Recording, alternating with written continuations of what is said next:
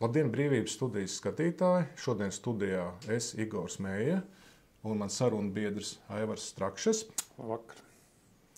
Šodien mēs parunāsim par 3 tēmām, visas savā ziņā starptautiskas. Pirmā, tas ir konflikts starp Amerikas Savienoto Valstu štatu Teksasu un Meksiku saistībā ar robežu šķērsošanu, un arī Teksasas konflikts ar federālo valdību šajā sakarā. Otrs tēma būs zemnieku nemieri Eiropā, kas ir vērsušies plašumā pēdējā mēneša laikā jau ģeometriskā progresijā.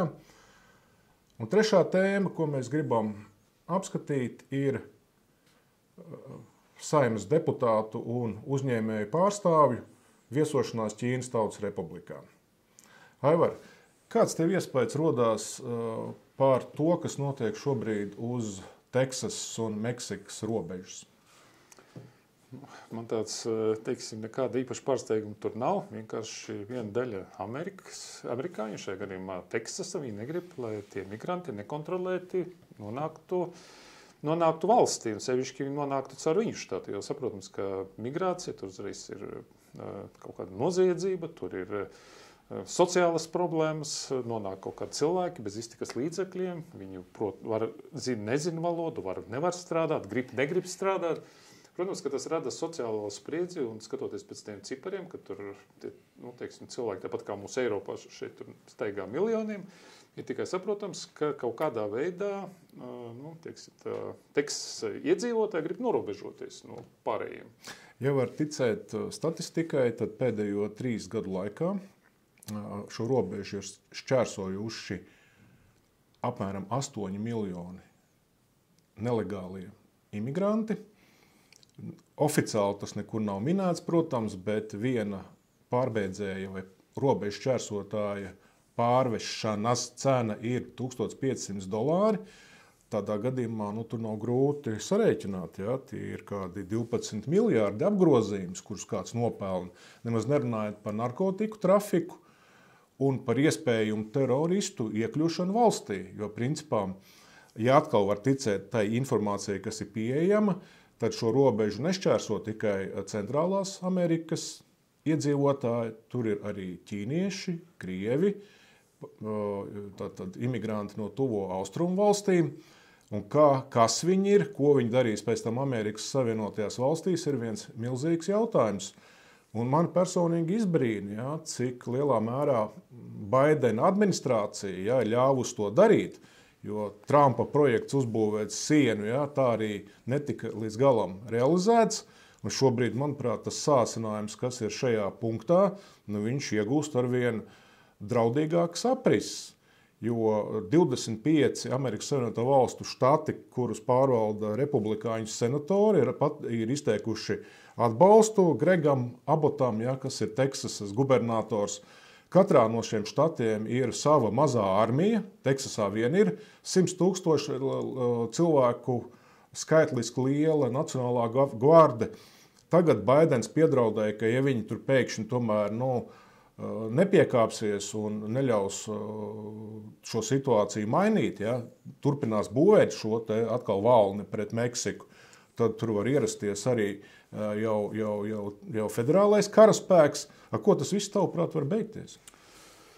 Es ceru, ka beigsies ar to, ka to žogu uzbūvēs un nekas tur vairāk nebūs, jo tas būtu absurdi savai valstī, nodarīt kaut kādus zaudējumus.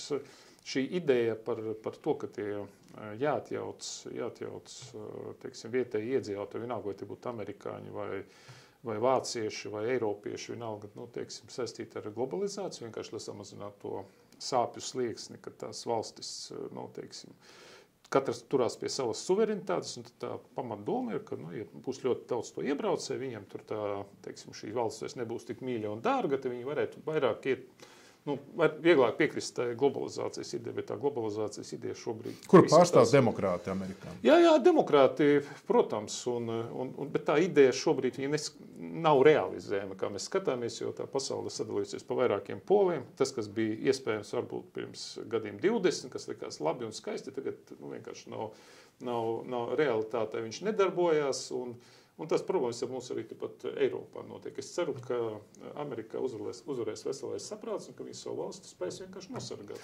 Jā, tu esi optimists. Tu domā, ka tik tālu neaizies, kad novembris tuvojās strauji un ka pa šiem mēnešiem netiks izspēlēts kaut kāda kā pagājušās vēlēšanās BLM kārts. Atceries visus šos nemierus, grautiņus un kāpēc tu domā, ka tik viegli demokrāti atdos varu Trumpam, kurš šobrīd pēc visām aptaujām reāli izvirzījies ar vadībām? To, ka būs kaut kādas tādas provokācijas, tas ir skaidrs. Cerams, ka tās provokācijas nebūs pārāk asiņainas, jo tas mēģinājums ietekmēt sabiedrisko domu, caur sabiedriskās domas ietekmēšanu dabūt savu papildus pilnvaras. Tas ir vērojams. Es ceru, ka neaizies līdz kaut kādām lielām pilsoņu karam. Sauksim īstajā vārdā iespējamos riskus. 25 25 štati pret, cik tur paliek? 20. Tādi scenāriji tiek zīmēti, bet tur tā ir tā problēma. Tad brīdī, kad tie scenāriji tiek palaisti, teiksim, tādā brīvā apritē, viņi sāk programmēt cilvēkus. Ja? Tie cilvēki sāk domāt, šitā arī var. Ja? Tur ikdienā tas cilvēks, viņš var neaizdomājas, ja? Bet viņam sāk stāstīt, ka tas ir viens no variantiem. Tad viņš pie tā varianta sāk domāt. Tad brīdī, kad viņš sāk domāt, tas variants parādās tam variantam realizācijas kaut kāda iespēja. Pagaidām, Holivudā jau filmas jau ir uzņemts, tur sākot ar Atstāj pasauli aizmugurē, kas notiks tad, kad zudīs sakari un pierastā dzīve beigsies, un otra filma ir jau par pilsoņu karu.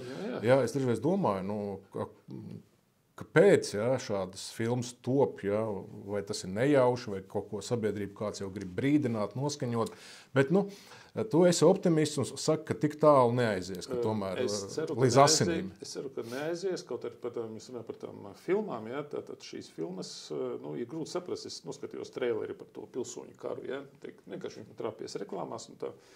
Es nevaru saprast kādu iemeslu, jo tas jau programmē, tāds programmatorisks darbs, kas rāda, ka tas ir iespējams vispār. Cilvēki skatoties, viņi sāk domāt. Protams, tur ir šausmas un vispārējais, bet principā es ceru, ka tā nebūs, jo vienkārši tādu pragmatisku un sautīgu interešu dēļ, jo mums jau visa drošības mūsu arhitektūra balstās uz Amerikas Savienotajām valstīm, Un es ceru, ka tas bastions noturēsies.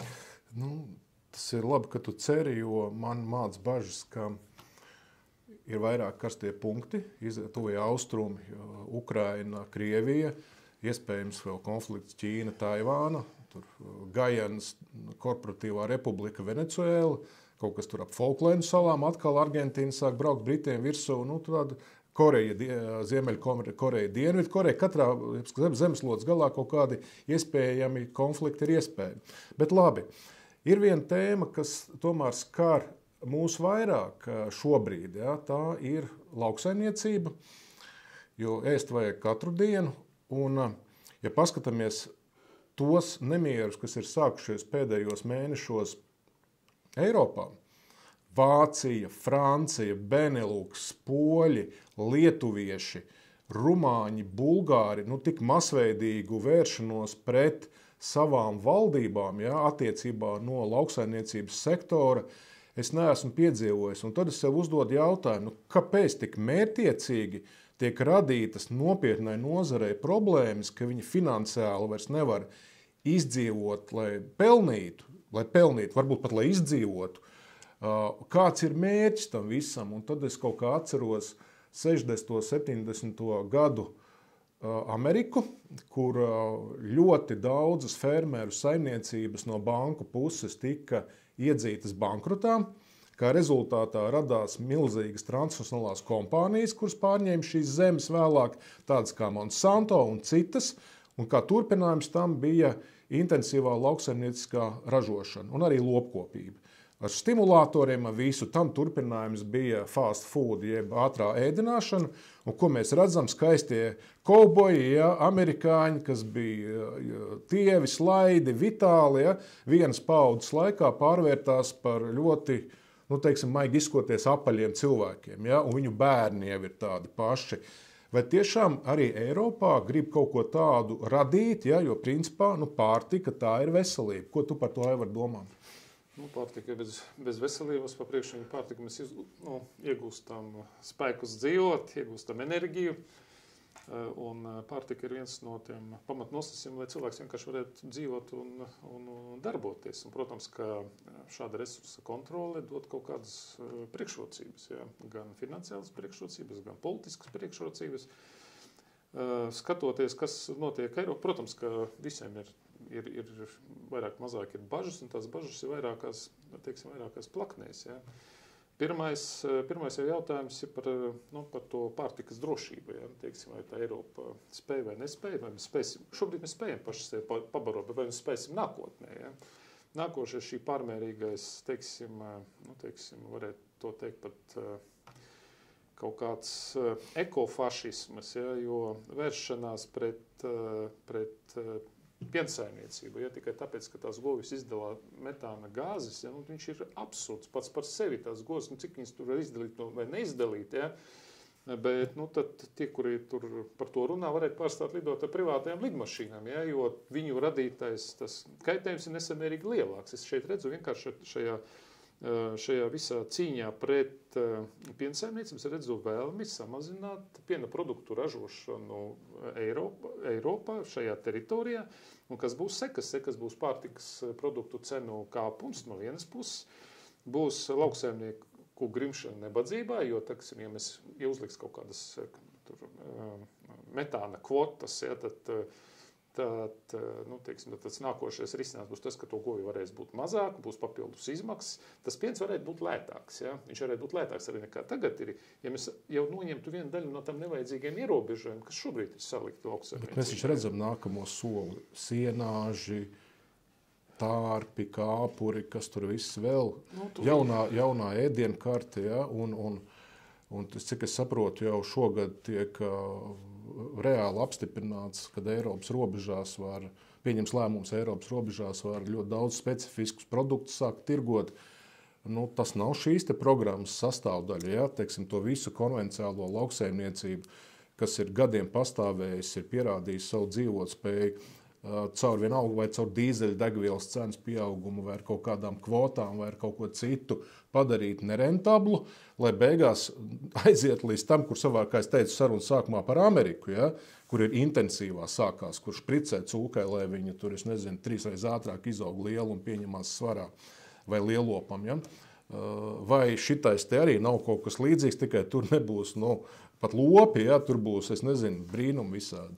Sienāži un kāpuri. Viss ir pamatā saistīts ap divām tikai lietām. Ja. Kontrole par naudas līdzekļiem un par varu. Ja. Tātad, ja mēs skatāmies šobrīd, es nezinu, cik daudz lauksaimnieku Eiropā, es skatījos to, pieņemsim 1 miljons. Ja. Šobrīd 1 miljons saimniecību saņem ienākumus no pārtikas ražošanas un pārdošanas. Ja. Tā naudiņa, kas tur ienāk, sadalās starp viņiem. Ja. Bet, ja šo skaitu varētu reducēt, līdz 100 000, ja, vai līdz 10 000, ko tas nozīmē? Tas nozīmē, ka 10 000 saimniecības pārdalīs to pašu naudu, kas ir tagad. Un tās govis, tās saimniecības var plašināt, cik grib daudz, ja, tāpat tur katra govis ir jāizslauc. Viņas nevar būt bezgalīgas sienāžu vai šo kaut kādu... Likvidē govis.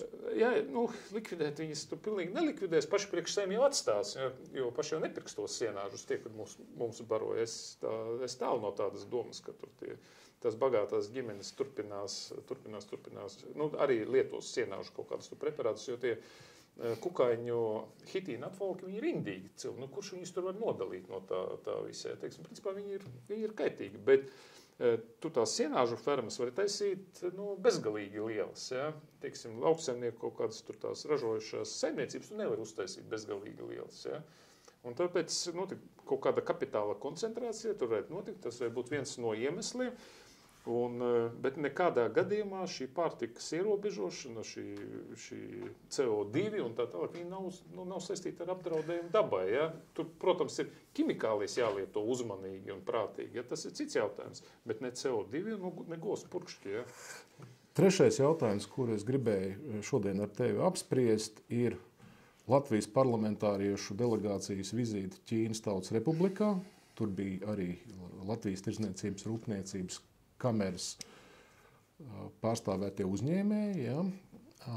Un mani mazliet pārsteidza tāda ļoti, es pat teiktu, histēriska reakcija uz šo faktu, ka pār Ķīnas Tautas Republikas naudu dodās delegācija, iepazīties, dibināt kontaktus, līdzi ir uzņēmēji, visi viņi tiek pieņemti pietiekami augstā līmenī.